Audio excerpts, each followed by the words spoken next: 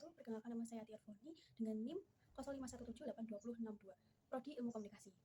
Dengan hormat Bapak Nirwan selaku tutor dan dosen saya ingin menjawab soal logika, yaitu nomor 1, term pada hakikatnya terbagi menjadi banyak jenis. Sebut dan jelaskan 3 dari macam term tersebut, sertakan juga contohnya. Jawaban saya, term berdasarkan konotasi, dan term berdasarkan denotasi, dan term berdasarkan konotasi dengan denotasi. Yaitu term konotasi dibedakan atas term konkret dan abstrak. Contohnya, hakikat konkret menunjuk ke hal suatu kenyataan, berkualitas, dan bereksistensi. Kalau hakikat abstrak menyatakan suatu kualitas yang tidak bereksistensi dalam ruang dan waktu. Contohnya, konotasi term manusia adalah hewan yang berakal budi, yang dapat dirumuskan substansi unsur dasar yang berbadan, berkembang, dan berakal. Kalau term berdasarkan denotasi dibedakan menjadi term umum dan term khusus. Term umum ada 2 macam, yaitu universal dan kolektif. Universal bersifat umum yang tidak terbatas oleh ruang dan waktu.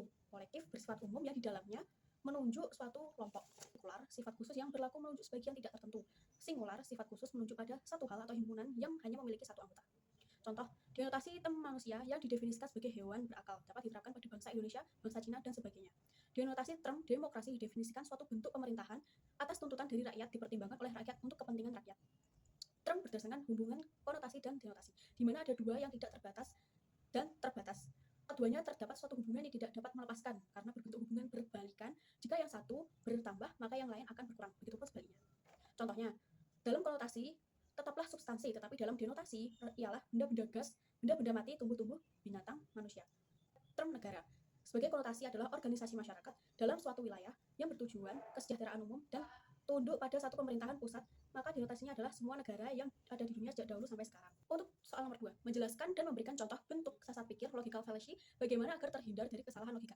Jawaban saya, sesat pikir adalah kekeliruan dalam penalaran, langkah-langkah yang tidak sah karena melanggar kaidah-kaidah logika.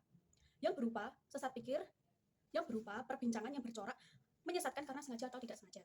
Sesat pikir ini banyak sekali macamnya, dapat dibedakan menjadi 2 kelompok besar, yaitu sesat pikir formal, formal fallacies, dan sesat pikir informal, informal fallacies. Nah, sesat pikir formal adalah kekeliruan penalaran berdasarkan bentuk. Sesat pikir ini banyak ragamnya. Misalnya, mengiyakan suatu pilihan dalam suatu susunan pikir pengetahuan yang merangkum. Contohnya, peserta kursus adalah mahasiswa atau guru, dan ternyata mahasiswa yang kursus berarti dia bukan guru.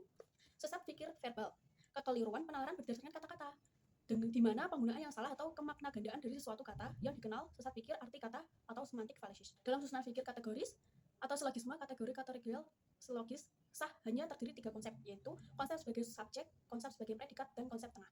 Contohnya, semua komunikasi mempunyai halaman. Semua rumah mempunyai halaman. Modul komunikasi ini mempunyai halaman, maka modul komunikasi ini adalah rumah. Nah, agar terhindar dari kesalahan logika, yaitu dengan memahami bentuk argumen yang membedakan premis dengan kesimpulannya.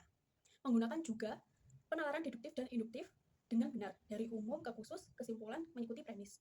Dari khusus ke umum harus memiliki data yang berkesimpulan. Sekian jawaban saya, terima kasih.